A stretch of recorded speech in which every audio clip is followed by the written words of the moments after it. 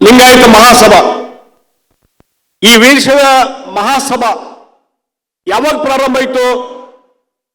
ಪೂಜ್ಯರಾದಂತ ಹಾನಗಲ್ ಕುಮಾರಸ್ವಾಮಿಯವರು 1905ರಲ್ಲಿ ಇಲ್ಲಿ ಹಾನಗಲ್ ಕುಮಾರಸ್ವಾಮಿಯವರು 1900 ವರ್ಷದ ಹಿಂದೆ ಇದನ್ನು ಪ್ರಾರಂಭ ಮಾಡಿದರು. ಅಂದ್ರೆ ಅವತ್ತು ವೀರಶೈವ ಇತ್ತಲ್ಲ, ಅವತ್ತಿನಿಂದ ಇಲ್ಲಿವರೆಗೆ ಮುಂದೆ ಬಂದಂತ ಅಧ್ಯಕ್ಷರು ಮತ್ತು ಅಲ್ಲಿದ್ದಂತ ಸದಸ್ಯರು ಎಲ್ಲರೂ ಕೂಡ್ಕೊಂಡು ಇನ್ನೂ ಸಮಾಜಕ್ಕೆ ಶಕ್ತಿ ಬರಲಿ ಅಂತ ಹೇಳಿ ವೀರಶೈವ ಮಹಾಸಭಾ ಇದ್ದದನ್ನ ವೀರಶೈವ ಲಿಂಗಾಯತ ಮಹಾಸಭಾ ಅನ್ನುವಂಥದ್ದನ್ನು ಮಾಡಿದ್ರು. ಇದರ ಅರ್ಥವನ್ನ ನಾವು ಮಾಡ್ಕೋಬೇಕು.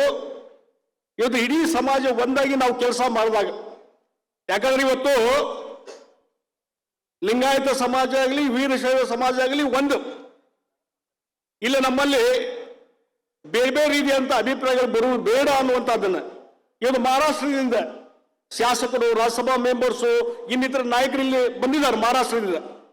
ನೋಡ್ರಿ, ಮಹಾರಾಷ್ಟ್ರದಲ್ಲಿ ಅವರು ಇವತ್ತು ಮಧ್ಯಾಹ್ನ ಕೂಡ ಚರ್ಚೆ ಮಾಡುವಾಗ ಹೇಳ್ತಾ ಇದ್ರು, ಮಹಾರಾಷ್ಟ್ರದಲ್ಲಿ ಈಗ ಲಿಂಗಾಯತರು ಎಷ್ಟದಾರಪ್ಪ ಅಂದ್ರೆ 2 ಕೋಟಿ ಮೇಲೆ ಅದಾರ, 2 ಕೋಟಿ ಮೇಲೆ ಅದಾರ.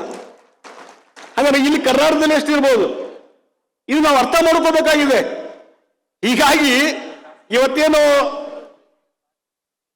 ಜಾತಿ ಸಮೀಕ್ಷೆ ನಡೀತಾ ಇದೆ, ನಿಜವಾಗಿ ಹೇಳ್ಬೇಕಂದ್ರೆ ಈ ಜಾತಿ ಸಮೀಕ್ಷೆ ಅಥವಾ ಜನಗಣತಿ ಕೇಂದ್ರ ಸರ್ಕಾರದ ಅಧಿಕಾರ, ರಾಜ್ಯ ಸರ್ಕಾರ ಮಾಡಿದೆ, ಅದಕ್ಕೆ ಯಾರು ಅಬ್ಜೆಕ್ಷನ್ ಮಾಡಲಿಲ್ಲ. ಈಗ ಮಾನ್ಯ ಖಂಡ್ರೆ ಅವರು ಇದ್ದಾರೆ. ಇವತ್ತು ಯಾರು ರಾಜಕೀಯ ಪಕ್ಷದವರು ಗೊಂದಲ ಆಗಬಾರ್ದು ಅಂತ ಹೇಳಕತ್ತೀವಿ ನಾವು. ಈ ಸಮೀಕ್ಷೆ ಮಾಡುವಾಗ ಯಾವುದೇ ಗೊಂದಲ ಆಗಬಾರ್ದು, ಜಾತಿಗಳಲ್ಲಿ ಸಂಘರ್ಷ ಆಗಬಾರ್ದು ಅನ್ನುವಂಥದ್ದು ಮಾತು ನಾವು ಹೇಳಿದ್ರೆ ಹೊರತು ಬೇರೆ ಯಾವುದೂ ಇಲ್ಲ. ಅದಕ್ಕಾಗಿ ನಾನು ಹೇಳ್ತಾ ಇದ್ದೇನೆ, ಈ ಗೊಂದಲಗಳನ್ನ ನಿವಾರಣೆ ಮಾಡುವಂತ ಕೆಲಸ ಆಗ್ಬೇಕು, ಅದು ಬಹಳ ಮುಖ್ಯವಾಗಿ. ಮತ್ತು ವೀರಶೈವ ಲಿಂಗಾಯತ ಕಳೆದ ಬಾರಿ ಏನು ಹಿಂದುಳಿದವರ ಆಯೋಗ ಅದರ ವರದಿ ಹೊರಗೆ ಬರಲಿಲ್ಲ, ಆದ್ರೆ ಏನು ಗೊಂದಲ ನಿರ್ಮಾಣ ಆಯಿತು, ಇಡೀ ಲಿಂಗಾಯತ ಸಮಾಜ ಇಡೀ ನಾಡಿನಲ್ಲಿ, ಅಲ್ಲಿ ಹೇಳಿದ್ರೆ ಮಹಾರಾಷ್ಟ್ರದಲ್ಲಿ 2 ಕೋಟಿ, ಇಲ್ಲಿ ಎಲ್ಲ ಕೂಡಿಸಿದ್ರೆ 60 ಲಕ್ಷ. ಅದಕ್ಕಾಗಿ ಈ ಗೊಂದಲ ನಿರ್ಮಾಣ ಆಗಬಾರ್ದು ಅನ್ನುವಂಥದ್ದು ಬಹುಶಃ ನಿನ್ನೆ ರಾಜ್ಯ ಸರ್ಕಾರದ ಕ್ಯಾಬಿನೆಟ್ ಅಲ್ಲಿ ಹಲವಾರು ಚರ್ಚೆ ಆಗಿದೆ. ಅದಕ್ಕೊಂದು ಯೋಗ್ಯವಾದಂತ ನಿರ್ಧಾರವನ್ನ ರಾಜ್ಯ ಸರ್ಕಾರ ಕೈಗೊಳ್ಳಿ ಅನ್ನುವಂಥ ಮಾತನ್ನ ಈ ಸಂದರ್ಭದಲ್ಲಿ ನಾ ಹೇಳ ಬಯಸ್ತೇನೆ.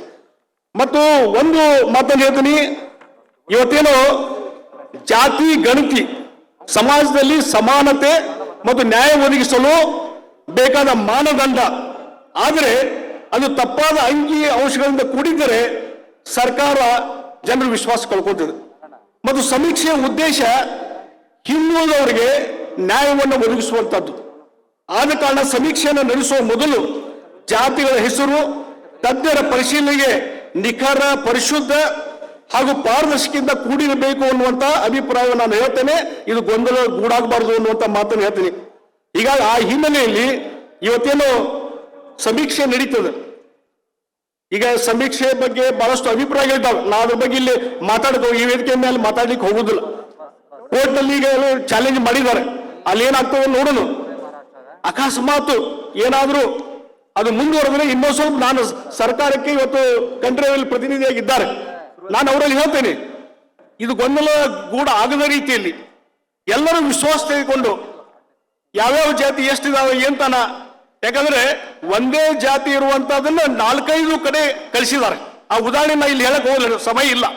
ಅದಕ್ಕಾಗಿ ಅದೆಲ್ಲವನ್ನೂ ನಿವಾರಣೆ ಮಾಡಿ ಹೊಸದಾಗಿ ಸಮೀಕ್ಷೆ ಮಾಡುವಂಥದ್ದಾದ್ರೆ ಬಹಳ ಚಲೋ ಆಗ್ತದೆ ಅನ್ನುವಂಥ ಮಾತನ್ನ ಈ ಸಂದರ್ಭದಲ್ಲಿ ನಾ ಹೇಳ ಬಯಸ್ತಾನೆ. ಅದರ ಬಗ್ಗೆ ಒಂದು ಆಲೋಚನೆ ಮಾಡಬೇಕು ಅನ್ನುವಂಥದ್ದು.